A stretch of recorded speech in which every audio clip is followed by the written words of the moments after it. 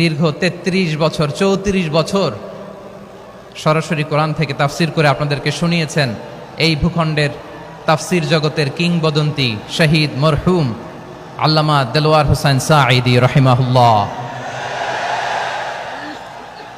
আমরা আমাদের আল্লামার জন্য দোয়া করি, আল্লাহ তাআলা মরহুম আল্লামা দেলোয়ার হোসেন সাঈদী রাহিমাহুল্লাহর জীবনের সকল খেদমাগুলোকে আল্লাহ তাআলা কবুল করে নিক। ওনার কবরটাকে আল্লাহ তাআলা কোরআনের নূর দিয়ে মোনাওয়ার করে দিক। আমি আরো সৌভাগ্যবান যে আমি অত্যন্ত নগণ্য ক্ষুদ্র একজন কোরআনের ছাত্র হয়ে কোরআন থেকে যা বুঝেছি এই কথাগুলো যখন দেশ থেকে দেশান্তরে যেখানেই যাই শোনাবার জন্য লক্ষ লক্ষ দিনী ভাইরা সেখানে উপস্থিত হয় আলহামদুলিল্লাহ। এবং যারা আসতে পারেন না এরকম কোটি কোটি বনি আদম পরবর্তীতে সোশ্যাল মিডিয়ার কল্যাণে তারা কথাগুলো শোনেন আলহামদুলিল্লাহ।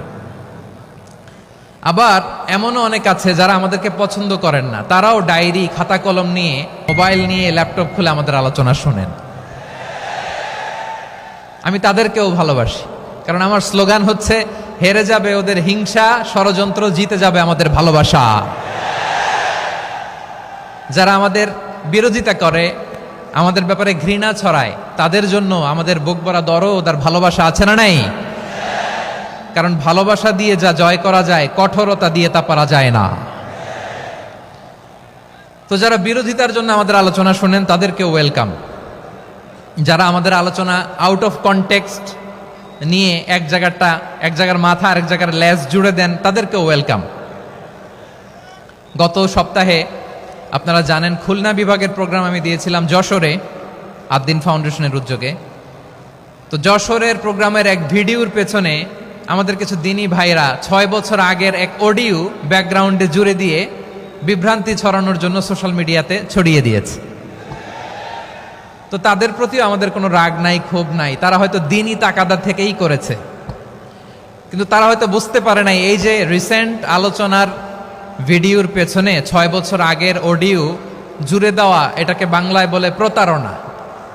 কি বলে? প্রতারণা, ধোঁকাবাজি। এখনকার আলোচনার ভিডিও আর ব্যাকগ্রাউন্ডে এডিট করে লাগিয়েছে 6 বছর আগের অডিও। এটারে প্রতারণা বলে, ধোঁকাবাজি বলে। আর বিশ্বনবী বলেন মান গশানা ফালাইসা মিন্না, the person who deceives us he is not among us. যে আমাদেরকে ধোঁকা দেয় সে আমাদের অন্তর্ভুক্ত নয়।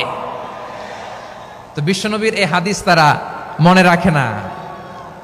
তো এই জন্য শুধু বিশ্বনবীর প্রতি সাল্লাল্লাহু আলাইহি ওয়াসাল্লামের প্রতি সেরেফ ভালোবাসা আপনাকে বাঁচাতে পারবে না যদি বিশ্বনবীর আদর্শ আপনি গ্রহণ না করেন। তার জলজান্ত প্রমাণ আবু তালেব বিশ্বনবীকে অনেক ভালোবেসেছেন আলাইহিস সালাতু ওয়াসসালাম। পলিটিক্যাল শেল্টার, ফিনান্সিয়াল শেল্টার, সব ধরনের শেল্টার তিনি দিয়েছেন, কিন্তু বিশ্বনবীর আদর্শ মানেন নাই। মুক্তি মিলবে? হ্যাঁ, আওয়াজ করে বলেন, আবু তালেবের কি মুক্তি মিলবে? তাহলে সেরেফ ভালোবাসা আপনাকে বাঁচাতে পারবে। ভালোবাসার পাশাপাশি বিশ্বনবীর আদর্শকে মেনে নেওয়ার দরকার আছে না নাই? তো যারা এই সমস্ত কাজ করেন আমাদের ভাইয়েরা, তাদের জন্য আল্লাহ তাআলার কাছে আমরা হেদায়েতের দোয়া করি। আবার আমি দেখেছি আমার গত সপ্তাহের যশোরের আলোচনার একটা লাইনকে কেন্দ্র করে আমাদের অনেক রাজনীতিবিদ বন্ধুরা অনেক ক্ষুব্ধ প্রতিক্রিয়া দেখাচ্ছেন। ওই কথা